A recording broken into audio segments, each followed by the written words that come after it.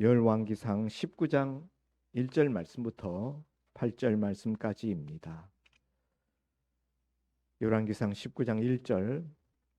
아합이 엘리야가 행한 모든 일과 그가 어떻게 모든 선지자를 칼로 죽였는지를 이세벨에게 말하니, 이세벨이 사신을 엘리야에게 보내어 이르되 내가 내일 이맘때에는 반드시 내 생명을 저 사람들 중 한 사람의 생명과 같게 하리라. 그렇게 하지 아니하면 신들이 내게 벌 위에 벌을 내림이 마땅하니라 한지라. 그가 이 형편을 보고 일어나 자기 생명을 위해 도망하여 유다에 속한 부엘세바에 이르러 자기의 사환을 그곳에 머물게 하고, 자기 자신은 광야로 들어가 하루 길쯤 가서 한 로뎀 나무 아래에 앉아서 자기가 죽기를 원하여 이르되 여호와여 넉넉하오니 지금 내 생명을 거두시옵소서.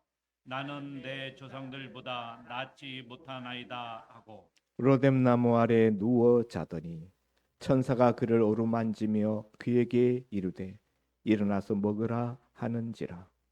본즉 머리밭에 숯불에 구운 떡과 한 병 물이 있더라.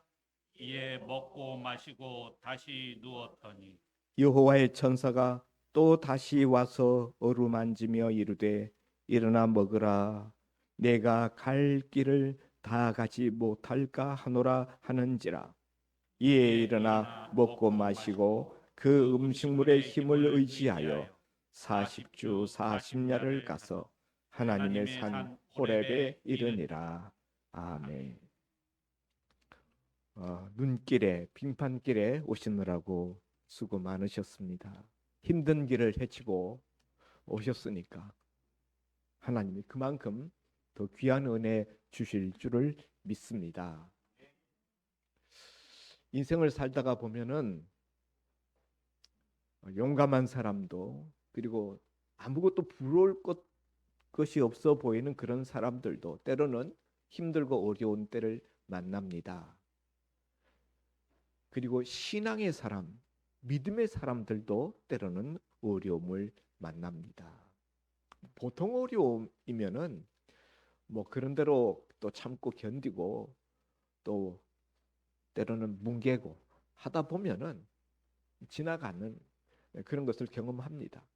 이 또한 지나가리라 라는 말이 있듯이, 그런데 어떤 경우에는 도무지 이건 더 이상 감당이 불가하다 싶을 때, 그럴 때도 우리 인생에 돌아온다는 거죠.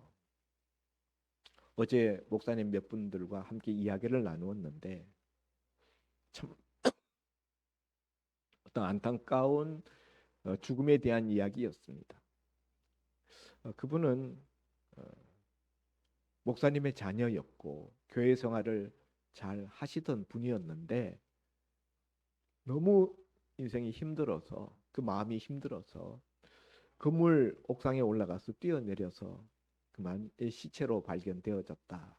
그런 이야기를 하면서 다들 안타까워 하시더라고요. 그분이 얼마나 힘들었으면 그렇게 했을까.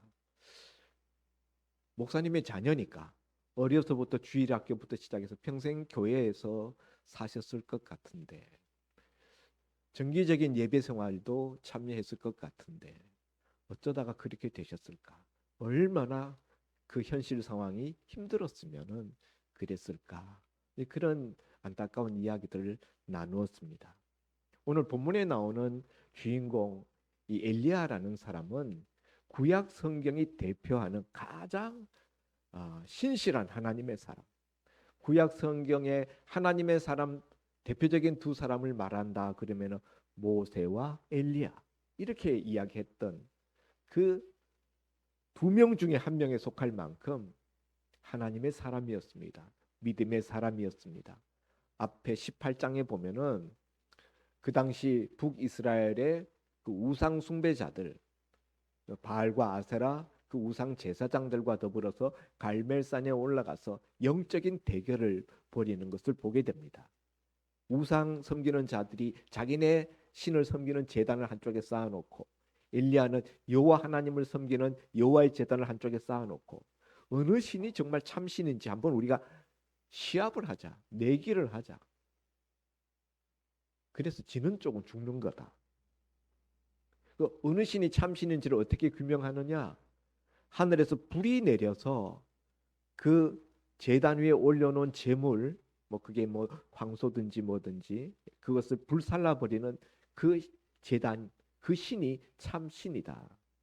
그래서 바알과 아세라라는 우상을 섬기는 자들도 자기네 제단에다가 그렇게 제물을 올려놓고, 또 엘리야도 여호와 섬기는 제단에 제물을 올려놓고 서로 자기들의 신에게 기도했는데, 우상을 섬기는 제사장들, 거짓 제사장들, 우상 숭배자들의 제단에는 아무런 일도 일어나지 않았는데, 엘리야의 하나님을 섬기는 제단에는 하늘에서 불이 떨어져서 그 제단 위에 있는 제물과 심지어 그 위에다가 물을 그냥 바켓을 12바켓을 갖다 부었는데, 그 철철 흘러 넘치는 제단 밑에 있는 또랑에 찼던 물까지 다 그 불이 다 불살라서 다 사라지게 했다. 그래서 영적인 큰 승리를 거두었던 기사가 이 앞장에 나옵니다. 그러니까 엘리야라는 사람이 얼마나 대단한 사람인가 하는 거 알 수가 있죠. 예? 우리가 기도한다고 그런 일이 일어납니까? 우리는 그렇게 기도해도 그런 일이 잘 일어나지 않습니다. 정말 하나님이 눈에 보이는 것 같은, 하나님이 이렇게 손에 잡힐 것 같은 그런 일들이 우리가 평생 예수 믿어도 정말 쉽지가 않습니다. 그런데 엘리야는 백성들이 모여 있는 가운데, 또 북이스라엘 왕인 아합 왕이 있는 앞에서, 또 자기의 영적인 대결자들인 그 우상 숭배자들, 우상 섬기는 제사장들 그 앞에서 하나님의 불이 내리는 것을 모든 백성이 보게 만들었던 정말 대단한 하나님의 사람이었습니다. 그랬던 엘리야가 한 장 넘어와서 오늘 우리 보는 이 19장에 보면은 광야로 들어가서 로뎀나무 밑에 쓰러져서 거기서 여호와여 넉넉합니다. 이제 저는 족합니다. 이제 제 생명을 거두어가 주옵소서. 이렇게 하나님 앞에 자기를 죽여달라는 기도를 드리고 있습니다. 앞장에서 그렇게 용기백배하고 엄청난 영적인 거장의 모습, 모든 사람들이 두려워서 벌벌 떨게 만들었던 그런 그 선지자 엘리야의 모습은 온데간데 없고, 오늘 이 19장에 와서는 하나님 이제 더 이상 살고 싶지 않습니다. 더 이상 저 살 힘도 없습니다. 이제 넉넉합니다. 이제 족합니다. 제 생명을 제발 좀 거두어 가 주십시오. 이른바 자살 기도를 하나님 앞에 드리고 있는 이 엘리야의 모습, 너무나 상반되어져서 이게 18장에 나온 그 엘리야가 맞나?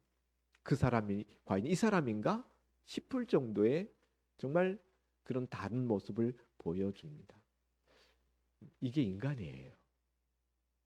한때는 그렇게 씩씩하고 용기 있고 모든 것을 다 헤쳐나갈 것 같은 그런 용맹함을 떨쳤던 사람이 인생의 한 고비를 돌아서게 되면 그 다음 순간 절망의 구렁텅이에 떨어져서 야, 죽고 싶다. 만사 다 귀찮다. 이제 그냥 죽는 게 소원이다. 이런 토로를 할 정도로 이렇게 달라질 수 있는 것이 바로 우리 인생이다 하는 것입니다. 우리 인간이라는 존재가 얼마나 약한 존재인지요. 우리가 코로나를 통해서 조그만 바이러스도 우리가 당해낼 수 없다는 것을 우리가 경험하였는데요. 뭐 그런 것이 아니라 할지라도 우리 인생사 우리가 헤쳐나가면서 살아가면서 겪는 이런저런 일들 속에서 참 내 마음이 약하구나, 이런 것들을 뜻밖의 어느 순간 이렇게 선뜻 깨닫게 되는 그런 시간들이 있습니다. 엘리야가 이렇게 된 것은 그 왕비 이세벨이 자기가 아끼는 그 우상 제사장들, 우상 선지자들을 엘리야가 다 죽여버린 것에 분노하여서 내일 이맘때까지 내가 내 목숨을 빼앗지 아니하면은 내 손가락에 장을 지지겠다. 그렇게 협박했기 때문에 내일 이맘때까지는 반드시 내 목숨을 빼앗고야 말겠어. 왕비가 그러니까. 왕은 그 왕비 품에 놀아나는 사람인데 이런 협박에 엘리야의 마음이 낙심이 되어서 도망치지 않습니까? 북이스라엘에서 남유다로 도망칩니다. 예를 들면은 저 평양에 살던 사람이 제주도까지 도망갔다는 거예요. 휴전선을 넘어서. 예. 그렇게 도망갔는데 거기서도 불안한 거예요.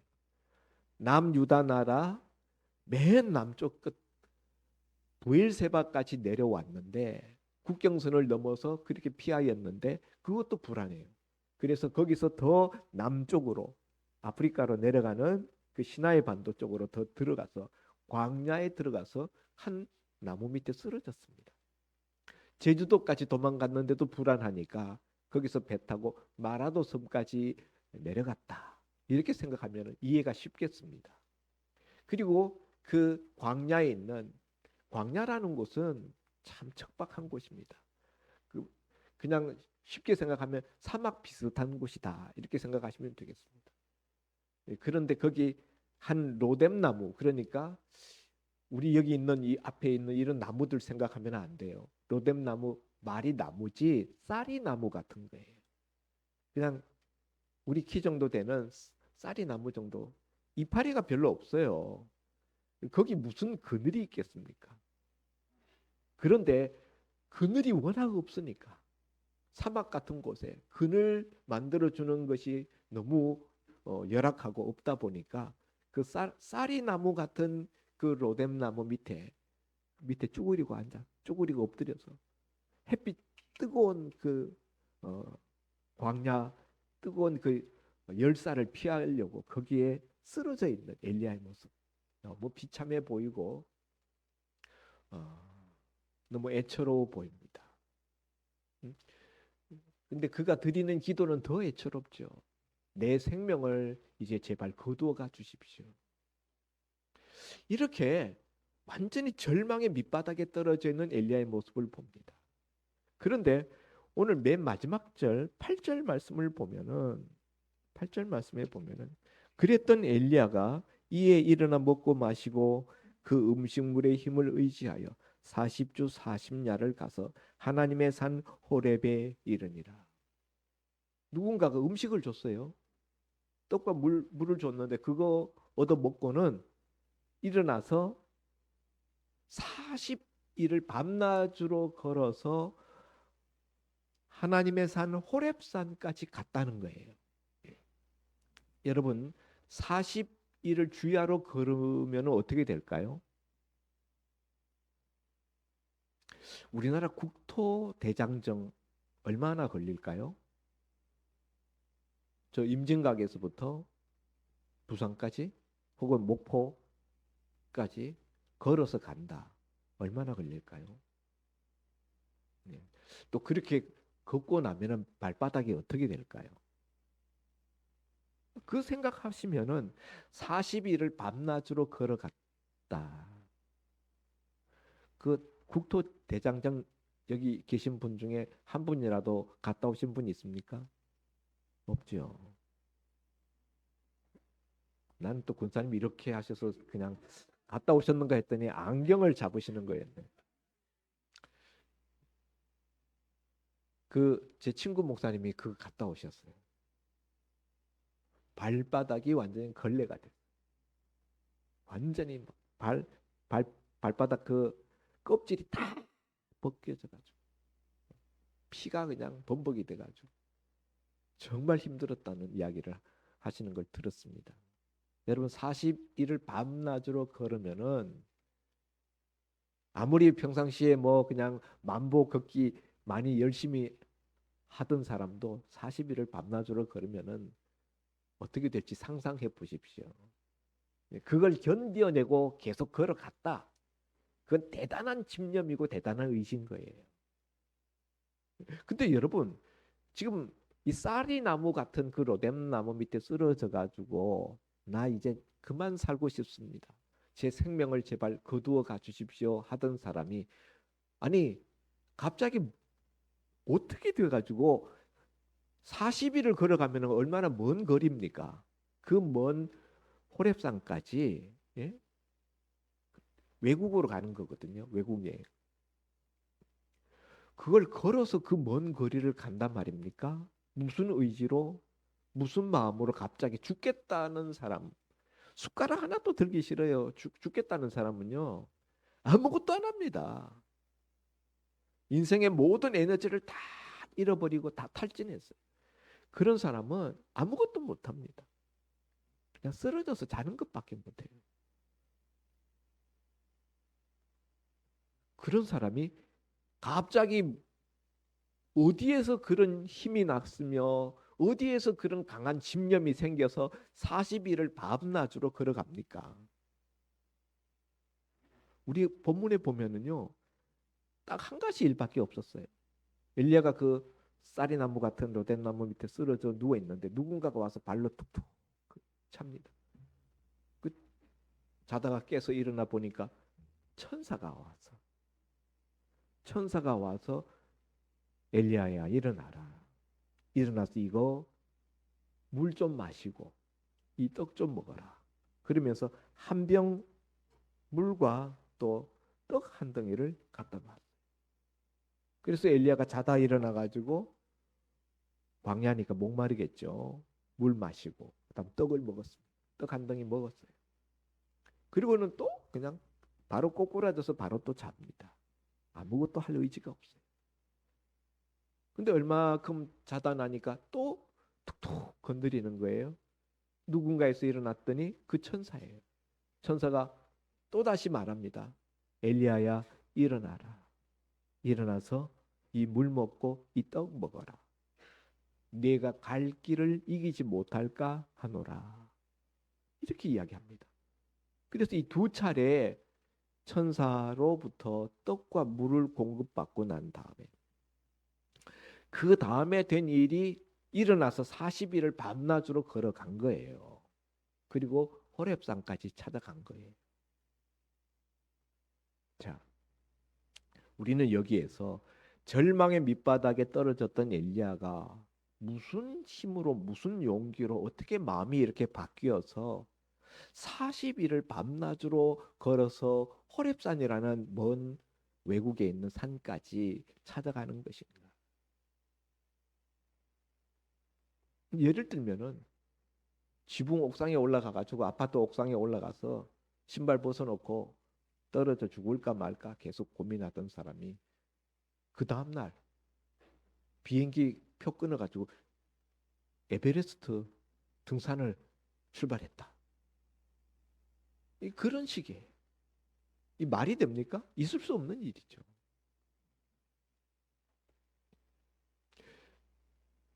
그 사이에 있었던 일은 천사가 와서 떡과 물을 공급해 주는 거 먹은 것밖에는 없어요. 근데 이게 엘리야를 바꿉니다. 왜 그랬을까요? 왜 그것이 그렇게 낙심의 밑바닥에 떨어졌던 엘리야로 전혀 다른 사람처럼 행동하게 만들었을까요? 엘리야가 이렇게 낙심했었던 이유 몇 가지가 있습니다. 첫째, 전날에 그렇게 큰 영적인 대승을 갈멜산 꼭대기에서 거두었습니다. 대적하던 하나님을 대적하던 그 바알과 아세라 제사장들을 다 척결하였습니다. 그랬는데 백성들이 여호와가 참 하나님이시다. 여호와가 참 신이시다. 불이 떨어지는 그 여호와의 제단을 보면서 야, 진짜 하나님 진짜 짱이네. 하나님 진짜 살아 계시네. 하나님이 진짜 신이야. 백성들이 그랬는데 그 다음날 왕비 이세벨이 협박을 하니까 백성들의 목소리는 다 들어가고 백성들은 다 숨어버리고 엘리야는 도망쳐야 되는 신세, 자기 목숨을 위하여서 해외로 도피해야 되는 신세가 된 거예요. 그랬을 때 아니 이쯤 되면 뭔가 변화가 일어나야 되는 거 아닌가? 엘리야는 자기 생명을 걸고 그 영적 대결을 벌인 거예요. 엘리야가 만일 자기가 쌓은 여호와의 제단에 불이 내리지 않았더라면은 엘리야가 죽는 거예요. 왕과 왕비가 다 이 우상 숭배하는 이 바알 아세라 제사장들을 편이니까 숫자로도 비교가 안 돼요. 힘으로도 그냥 당해낼 수가 없습니다. 그런데 하나님이 그런 승리를 주셨는데 그 다음에 아무 일도 일어나지 않아요. 자기는 목숨을 걸었는데 한번 반짝 쇼, 예? 불 내리는 반짝 쇼를 했을 뿐이지 아무것도 그다음 변화된 게 없어요. 자기 편을 지지하는 사람도 한 명도 나서지 않습니다. 진정한 자기 편이 없어요. 그랬을 때 엘리야의 마음속에 내 인생은 실패한 인생이다. 엘리야는 이스라엘 백성들의 마음을 하나님께로 돌리려고 거기에 자기 생명을 걸었던 사람이에요. 평생을 이 백성들이 하나님께 나오도록 하나님을 섬기도록 하나님 앞에 예배드리도록 하려고 애를 썼는데 백성들은 계속 우상을 섬기는 거예요. 그래서 이런 그 이벤트 깜짝 쇼도 했던 것인데 그때는 뭔가 그냥 하나님이 살아계신 것처럼 그러더니 뒤돌아서더니 말짱돌목이에요. 그런 모습을 보면서 야, 내 인생은 실패한 인생이야. 인생의 목표를 이루지 못했으니까 아무것도 이스라엘은 달라지는 것이 없어요. 자기 편으로 서서 자기를 지지해 주는 사람도 아무도 없어요. 그리고 이런 순간에 자기가 목숨의 위협을 느껴서 이렇게 해외로 도망을 치는데 하나님의 어떤 나타나심, 하나님의 어떤 도와주심, 자기가 하나님 위해서 목숨을 걸었으면은 그 다음에 하나님이 자기를 책임져 주셔야 되는데 하나님의 모습은 온데간데 없습니다. 그랬을 때 하나님이 나를 버리셨나? 그런 그 자괴감, 외로움과 실패감과 하나님의 응답하지 않는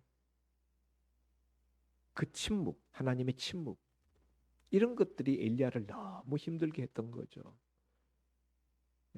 그러다 보니까 그 북이스라엘에서부터 남유다까지 걸어서 오고 거기에서부터 또 광야까지 들어가고 육신적으로 너무 탈진되었어요. 그래서 그냥 쓰러져서 그냥 곤비에서 잠들 수밖에 없었는데요. 그런 자신의 모습을 보면서 더 이상 살고 싶지 않다. 내가 더 이상 살아서 내가 더 뭐 이룰 수 있는 게 있나? 무슨 낙을 보겠는가? 무슨 내 편도 말 나눌 내 편도 하나 없는데 죽어야지. 더 이상 할 일도 없고 더 이상 갈 데도 없고 더 이상 만날 사람도 없고 하나님도 나를 만나주지 않고 죽자. 하나님 내 생명 이제 거두어가 주세요. 그렇게 기도하는 겁니다. 그런데 생각지도 못했던 천사가 왔어요.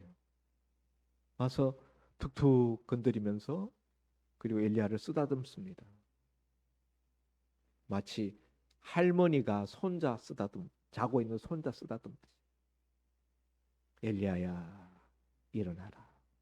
일어나서 이 물 좀 마셔라. 이 떡 좀 먹어라. 한 번 그렇게 하고 끝나는 줄 알았는데 또다시 잠들었는데 두 번. 여러분 이런 일을 경험하면은 어떤 느낌일까요? 여러분이 만일 엘리야가 되었다고 생각하고 아무도 내 편은 없어. 하나님도 나를 기억하지 않아. 하나님도 정작 내가 정말 힘들고 어려울 때 내 도움이 필요할 때는 침묵하시는구나. 이렇게 생각하고 있었는데 뜻밖의 천사가 와가지고 떡과 물을 주면서 먹으라고 그래요. 제일 먼저 드는 생각이 뭘까요? 하나님이 나를 잊은 줄 알았는데 하나님이 나를 잊지 않으셨네. 하나님이 나를 보고 계셨네. 하나님이 나를 내 형편을 아시네. 제일 먼저 드는 생각은 그거예요. 여러분, 우리가 인생을 살아가면서 정말 힘든 순간에 거기에서 우리가 뭔가 부여잡고 거기서 일어날 수 있게 하는 가장 큰 힘은 뭔 줄 아십니까? 우리가 쓰러져서 일어나지 못할 때에는 아무도 내 편이 없다. 아무도 내 지금 이 힘든 이 사정을 모르고 내 이 마음의 어려움을 모른다. 아무도 나를 도와줄 사람이 없다.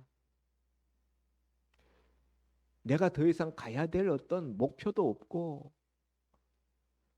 내 인생은 실패했다. 라는 그 좌절감과 암담함, 이런 것들이 우리로 하여금 일어나지 못하게 만드는 거예요. 그런데 그때 아니야. 내가 너를 계속 보고 있었다. 내가 너에게 계속 신경 쓰고 있었다. 내가 지금 어떤 형편 처지에 있는 줄 내가 안다. 너 지금 육체적으로 너무 탈진했어. 너 물 좀 마시고 떡 좀 먹고 기운 차려야 돼. 그러면서 2차례씩이나 음식물을 공급해 주십니다. 그냥 음식물 먹어서 음식물의 그 에너지를 얻는 것보다 더 큰 도움은 하나님이 나를 보고 계시고 나를 알고 계시고 나를 기억하고 계신다는 사실이에요. 이걸 깨닫는 순간에 어떤 인생의 위로, 누구의 위로보다도 더 큰 위로를 받게 되는 것입니다. 제가 우리 산지촌에다가 우리 교회를 건축 한번 했지 않습니까? 비전고등학교 옆에. 교회를 건축할 때 좀 힘들었어요. 왜냐하면 건축을 반대하셨던 분이 있었기 때문입니다. 그래서 그런 분위기를 알고 건축 헌금을 교회에 공적으로 걷지 않았습니다. 원래 교회 건축할 때는 다 그냥 건축 헌금 작정을 시키고 건축 헌금 계속 설교를 하면서 건축 헌금을 내도록 독려를 하고 그러는데 저는 그렇게 하지 않았습니다.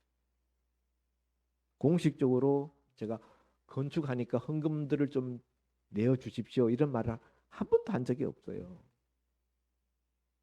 본인들이 교회가 건축하기로 했고 공동회에서 건축하기로 통과가 됐고 재원이 필요하겠구나. 내가 얼마라도 좀 보태야 되겠다.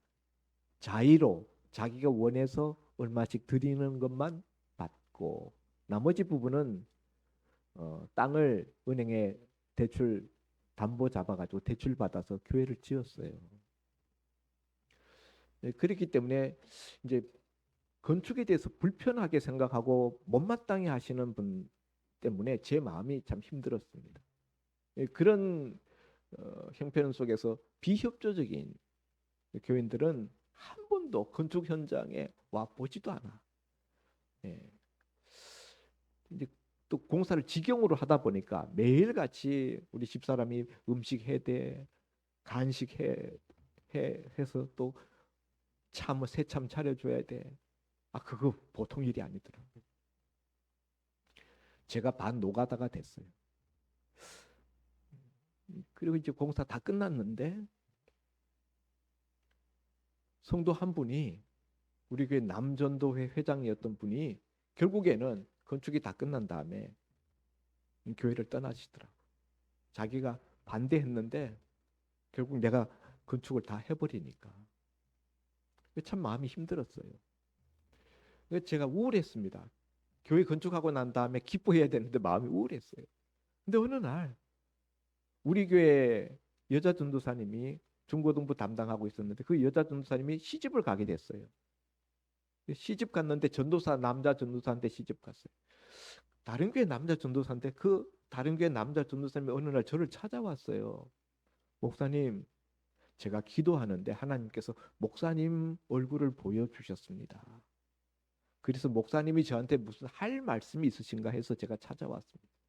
사실은 제가 지금 호주 유학을 갈까 해서 준비 중인데 하나님이 혹시 목사님 교회에서 나를 사역하라고 일하라고 목사님을 보여주신 것이 아닌가 싶어서 목사님한테 제가 그런 내용을 말씀드립니다. 제가 깜짝 놀랐어요. 그분 제가 평상시에 아는 분이 아니에요. 우리 교회 여자 전도사님이 시집 가느라고 해서 그 결혼식장에서 한번 봤어요. 근데 그분이 기도하다가 환상 중에 저를 봤다는 거예요. 하나님 환상 속에서 나를 보여주셨대요. 그 내가 어떻게 봤냐? 그랬더니 빨간 벽돌 2층으로 교회를 지었잖아요. 근데 우리 뒤에 그 주차장에 언덕배기 그 있고 거기에서부터 조금 이렇게 층하가 져서 밑에 내려와서 교회가 있습니다. 거기 내려오는데 거기다가 이제 계단을 만들고 남았던 그 블록 있잖아요. 세멘트 블록 가지고 계단을 만들고 조금 거리가 떨어져 있어요. 주차장에서부터 이 교회 들어오는 이만큼 떨어져 있어요.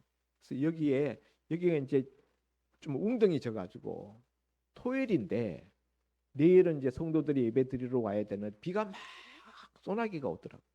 그러니까 금세 물이 찼어요. 여기 웅덩이가. 그래서 아유 성도님들 여기 들어오다가 신발이 다 젖겠다, 구두가 다 젖겠다 싶어서 부럽고 남은 거 몇십 장 있는 거 갖다가 막 이제 주차장에서부터 교회로 들어오는데 거기다가 징검다리를 놓는 거예요. 하나씩 징검다리를. 근데 그 뭐 이제 부럭구를 들고 왔다 갔다 해야 되니까 비가 와도 우산을 쓸 수가 없어요. 두 손으로 들어야 되니까. 그 비를 맞으면서 징검다리를 놓는데 토요일 저녁이었어요. 우스룩우스룩한 어둡기 전에 일을 시작했는데 하다 보니까 어두워졌더라고요. 교회 마당에 외등을 켜고 일을 하는데 저 혼자 일했거든요. 우리 집사람은 제가 나가서 뭘 하는 줄도 몰랐어요. 보지도 못했고. 근데 그 다른 교회 남자 전도사님이 내가 그렇게 토요일 저녁에 비가 오는데 비 맞으면서 부럭구를 들고 왔다 갔다 하면서 그 징검다리를 교회에 들어오는 징검다리를 놓고 있더라는 거예요. 그 내 옆모습을 하나님이 이렇게 보여주셨대요. 그거는 나밖에 모르는 거예요. 우리 집사람도 그 내 일하는 거 보지 못했기 때문에 몰라요. 성도들은 아 여기 징검다리 이렇게 놓아졌네. 그냥 그렇게만 알지 어떻게 놓아졌는지 누가 놓았는지 어떻게 그 당시 상황이 어땠는지 전혀 몰라요. 제가 이야기한 적도 없어요. 근데 저만 아는 그 내용을 그분이 딱 이야기를 하는데 그때 제가 깜짝 놀랐습니다. 아, 하나님이 보고 계셨네? 나는 이건 나만 아는 건데 그리고 성도들이 비협조적인 것 때문에 내가 마음이 슬펐는데 야, 내가 다 보고 있었다. 내가 어떻게 수고하는 거 내가 다 보고 있었다. 그게 딱 깨달아지더라고. 왜 이 사람이 나한테 와서 이런 이야기를 하는지. 내가 전도사님, 우리 교회는 지금 전도사님 쓸 수 있는 형편은 아닙니다. 전도사님 호주 유학 가세요. 전도사님이 그 환상을 본 것은 하나님이 나한테 뭔가 말씀하시려고 전도사님 통해서 저한테 그 이야기를 듣게 하시려고 그렇게 하셨네요. 감사합니다. 제가 하나님이 우리 일거수일투족을 다 보고 계신다는 설교를 얼마나 했겠습니까?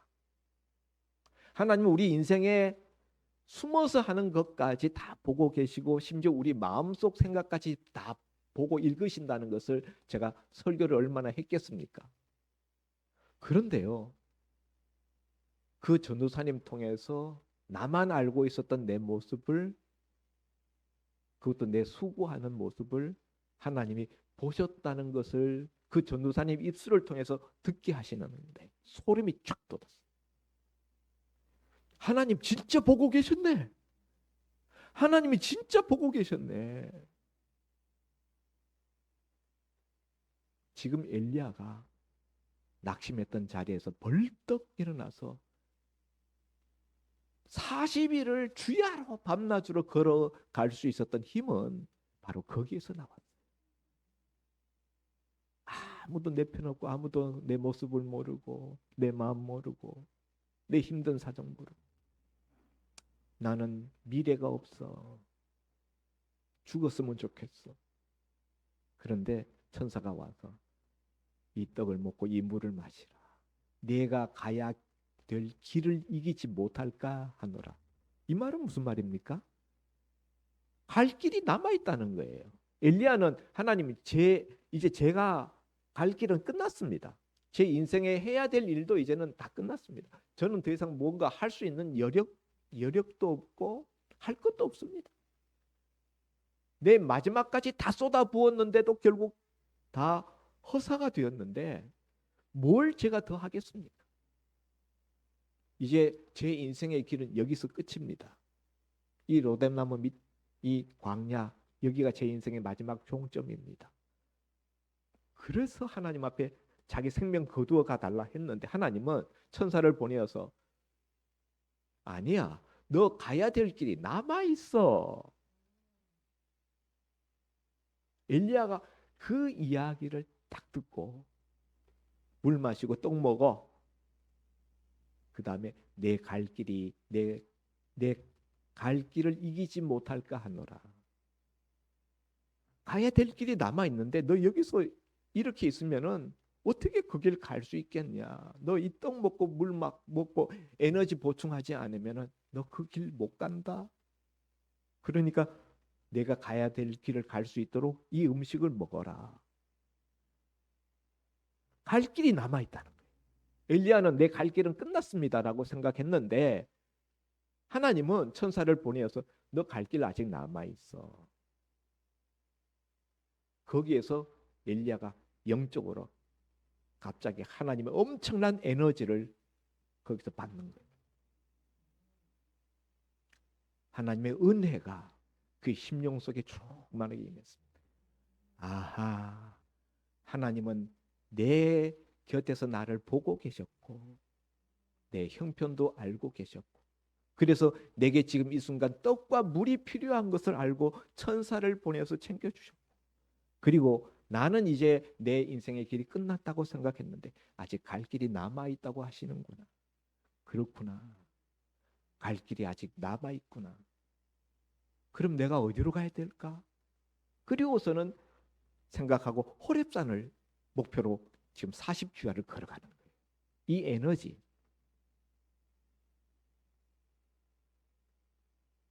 우리도 필요합니다. 근데 여러분,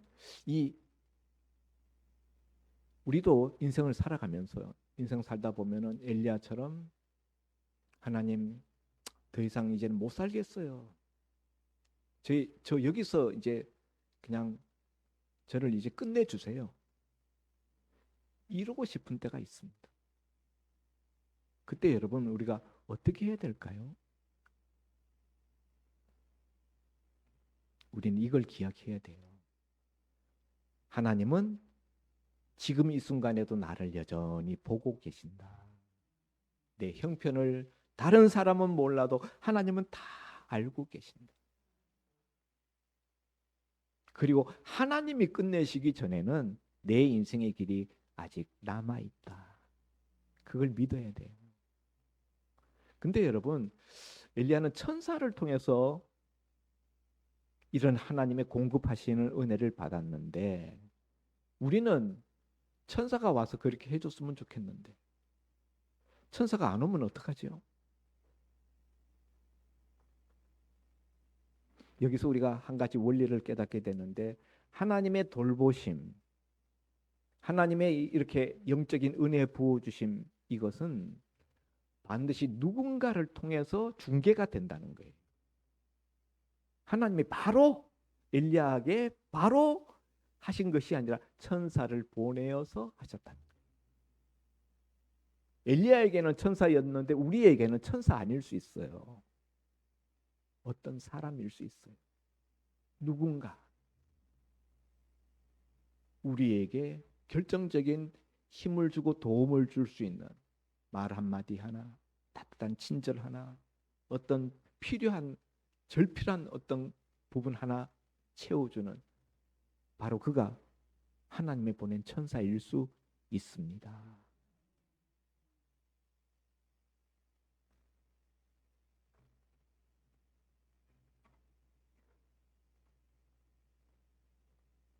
우리 주변에 이렇게 어려움에 처한 분들이 있는데요. 그런 분들한테 하나님의 보내실 천사, 그것을 저와 여러분이 담당했으면 좋겠어요. 우리 교회가 그런 천사의 역할을 감당했으면 좋겠습니다. 제가 개척 초창기 때 정말 성도가 몇 명 되지도 않았을 때 우리 교회 성도님 한 분이 저한테 어느 날 갑자기 지금 켄싱턴 호텔입니다. 강원도 평창에 있는 그 켄싱턴으로 바뀌기 전에 옛날 호텔에 2박 3일 동안 거기에서 체류할 수 있는 먹고 자고 할 수 있는 그 이제 티켓이 생긴 거예요. 근데 자기가 가려고 했었는데 자기 가족이 가려고 했었는데 못 가게 됐다고 하면서 그거를 목사님이 갔다 오세요 하면서 저한테 주는 거예요. 그래서 제가 그 성도님 덕분에 그 티켓을 가지고 평창에 가서 그 켄싱턴 호텔에서 2박 3일 동안 우리 애들이랑 우리 애들 어렸을 때인데요. 가서 잘 지냈습니다. 우리 미가 아직 어렸을 때인데 아빠 여기서 계속 살 수 없어? 여기서 계속 살았으면 좋겠어. 너무 좋다. 야, 우리 두 아이들이 얼마나 좋아하는지. 제가 그때 야, 하나님이 주신 휴가구나. 하나님이 주신 위로. 개척하면서 제가 3년 동안 사례를 안 받았잖아요. 성도가 없으니까 제가 일부러 사례를 고사했습니다. 정말 위로받을 것이 없는 형편이었는데 성도님 통해서 그 성도님이 가기로 돼 있던 그 티켓이 자기 형편에 의해서 못 가게 되면서 저한테 그거 주셨는데 저한테는 완전히 하나님이 주신 진짜 하나님의 친절이고 하나님의 위로요 하나님의 은혜처럼 여겨졌습니다.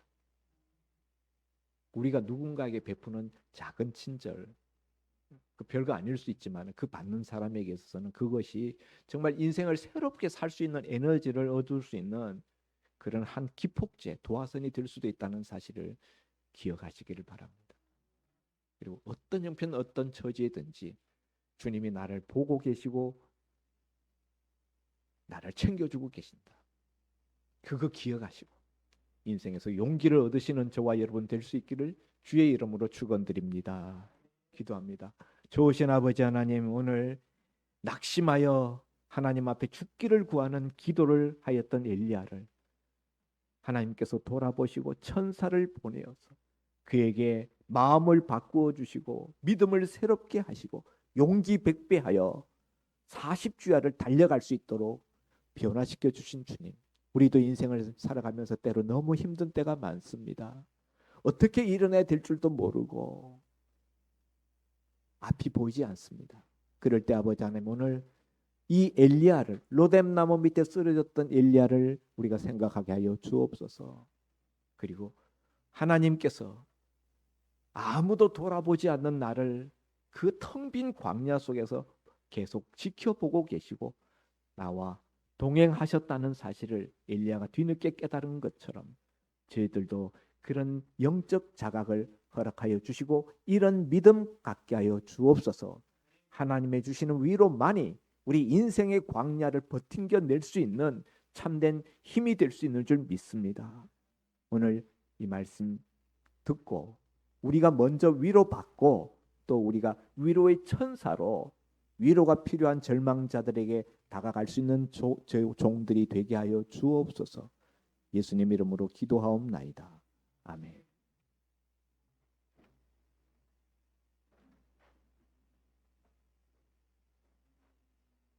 하나님이 늘 우리를 지켜보시고 하나님이 주시는 위로를 우리가 깨어 있어서 우리가 알 때 우리가 힘을 얻고 나갈 수 있다라고 생각됩니다. 이어서 찬송가 370장 부르면서 봉헌 드리겠습니다.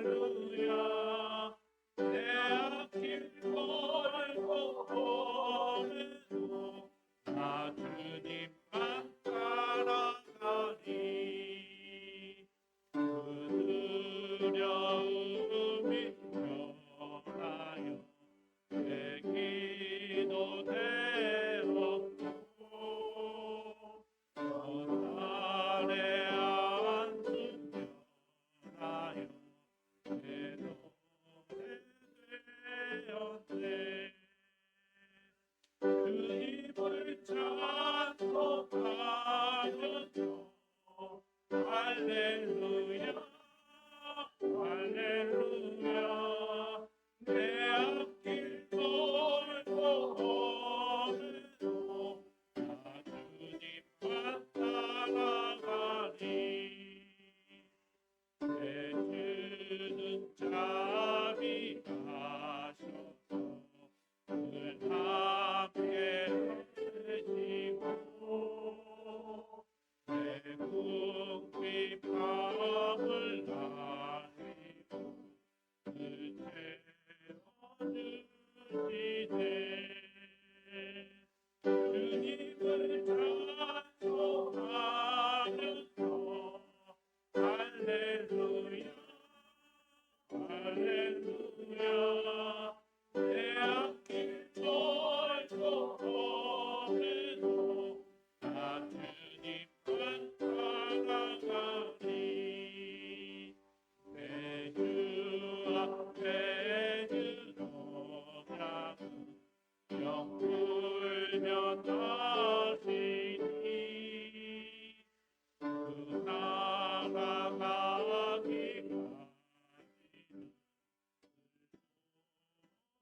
하시네 주님을 찬송하면서 할렐루야 할렐루야 내 앞길 돌고 오늘도 나 주님만 따라가리 오늘 봉을 위해서 담임 목사님께서 기도해 주시겠습니다. 인생의 광야에서 지쳐 쓰러질 때, 나 혼자라고 생각했을 때, 아니야, 너 혼자가 아니야. 네 곁에 내가 있어. 내가 너를 지켜보고 있단다. 말씀하신 주님, 오늘도 우리 인생의 광야를 찾아주셔서 우리에게 위로를 주시고 힘을 주시는 주님을 찬양합니다. 하나님께서 내 인생의 걸음 속에 베풀어 주셨던 그 은혜의 손길들을 기억하고 이 시간도 주님 앞에 빈손으로 들고 나오지 아니하고 준비한 예물을 드린 손길들 있사오니 주님 기억하여 주시고 먼저 저들의 영혼이 잘 되게 하시고 그 영혼이 잘됨 같이 범사에도 잘 되게 하시고 육신에도 강건함을 허락하여 주옵소서. 그리하여서 그 손과 그 발로 무슨 일을 도모할 때 주님의 형통하심이 함께 따르게 하여 주옵소서. 이 예물 주의 손에 올려드립니다. 아버지 하나님, 주께서 사용하시고자 하는 곳에 요긴하게 쓰임받게 하시고 절망자들, 낙심자들을 일으키는 도구로 쓰임받게 하여 주옵소서. 감사하고 축복하며 예수님 이름으로 기도하옵나이다. 아멘. 교회 소식 전해드리겠습니다. 어제는 올겨울 눈이 참 많이 온 것 같아요. 눈이 올 때는 참 기분이 좋았는데 오늘 아침 빙판길에 불편함을 감수하고 우리 1층에 있는 게 운하 카페죠. 거기 야경 사진이 어제 카톡에 올라왔는데 너무 멋지더라고요. 우리 교회가 눈이 왔을 때 더 멋지. 눈이 오시면 교회 오셔서 기도해 주셔도 됩니다. 분위기가 좋았습니다. 오늘 교회 소식 전해드리겠습니다. 남녀 전도회가 오늘 오전 예배 끝나고 2층에 있습니다. 남녀 전도회 회원들은 모여서 올 한 해를 마무리하는 총회에 임해 주시기 바랍니다. 그리고 신년 달력 교부가 있었는데 아직 갖고 가시지 않으신 분은 아직 그 1층에 비치되어 있거든요. 한 부씩 챙겨가 주시기 바랍니다. 그리고 꼭 내가 전해주고 싶으신 분이 있으시면은 한 부씩 갖고 가셔서 또 이렇게 전해주셔서 또 전도에 힘쓰시기 이용하시기 바랍니다. 그리고 올 초에 목사님이 성경 쓰기 누가복음, 요한복음 그 말씀을 하셨는데 이 앞에 보시면은 이렇게 벌써 다 쓰셔갖고 밑에 봉투도 누가 정본을 다 쓰셨네요. 잔뜩 이렇게 모여 있습니다.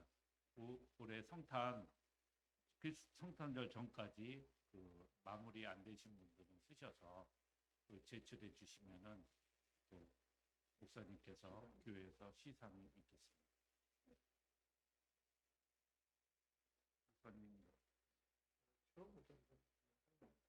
네, 그리고 오늘 예배 지금 오신 분 또 이렇게 함께 해주셔서 나가실 때 환영의 인사 해주시기 바랍니다.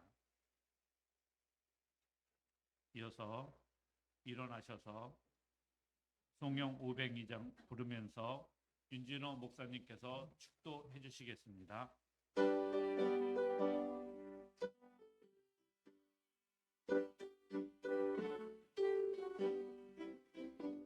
이제 사자들이여 나가서 어둠을 물리치고 주의 이름으로 백성에게 복음의 빛처럼 빛의 사자들이여 복음의 빛처럼 죄로운 밤 밝게 비춰라 빛의 사자들이여. 말씀이 육신이 되어 이 땅에 오셔서 십자가에 달려 피 흘려 죽으시고 장사되셨다가 삶 안에 부활하시고 승천하셨다가 다시 오실 우리 주 예수 그리스도의 은혜와 우리 하나님 아버지의 무한하신 사랑하심과 성령님의 위로 교통 충만 역사 인도하심이 오늘도 주님 전에 찾아나셔서 하나님 앞에 온전히 예배드리며 하나님께 경배를 드릴 뿐만 아니라 참으로 절망 가운데서도 주님으로 위로받고 서로 위로하며 격려하며 살아가기를 원하는 은하소망교회와 성도님들과 그 가정을 하시는 모든 위와 자녀들 위와 자자손손 위 이제부터 영원까지 함께 있을지어다. 아멘.